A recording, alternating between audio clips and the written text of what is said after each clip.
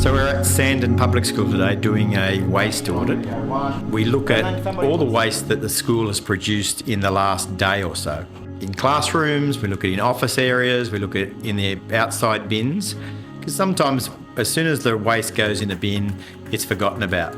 We separate all the waste and it can show us where there are problems in the waste stream at the school.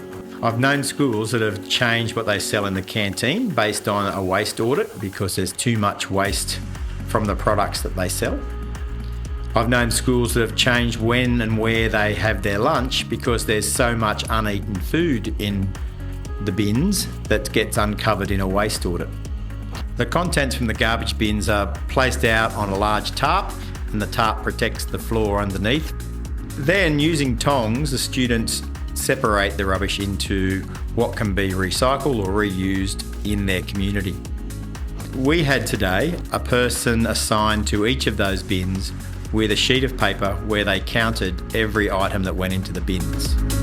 So whilst it's really important to do an audit at the beginning of a project, it's also good to see how the project is going midway, and certainly good to see at the end of the year how that project has impacted on the waste stream at the school and how much waste has been diverted from landfill to be recycled, reused or composted. As a class, wanted to see if there was a way our school could improve what we sent to landfill. So that's where it all started. We're gonna make lays like lasagna, and then Mother Nature will do the rest. Before the unit, I was actually unaware of a lot of the things that you're allowed to recycle, can be recycled in different ways, and it was a big eye-opener for me as well. We did surveys with the whole school and we reached out to the wider community as well, how much families knew about recycling, how much they currently recycled, whether they were recycling things properly, and we worked out that there was a big gap in people's knowledge about what could be recycled.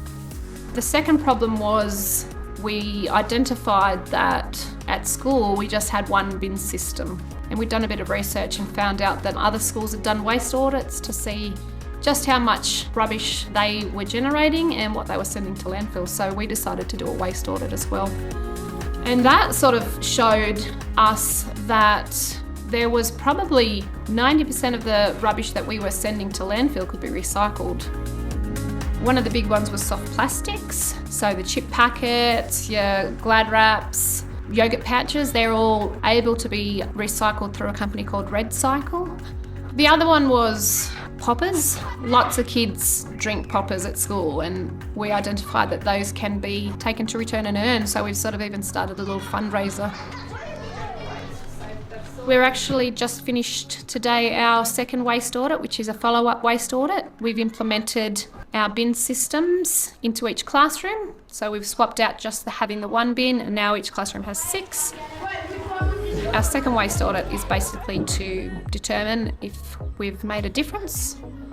I have noticed an obvious change, and I know for my class we talk about it regularly, and I'm constantly encouraging the kids to think about which bin they should be putting their rubbish into. So our bin today, our general waste bin, had 6 to 8 items of rubbish in it, compared to the first one, which you can imagine a classroom bin with all the scraps of paper, all the chip packets, all the poppers, everything going into the one. So to reduce that general waste bin down to 6 in our classroom is huge.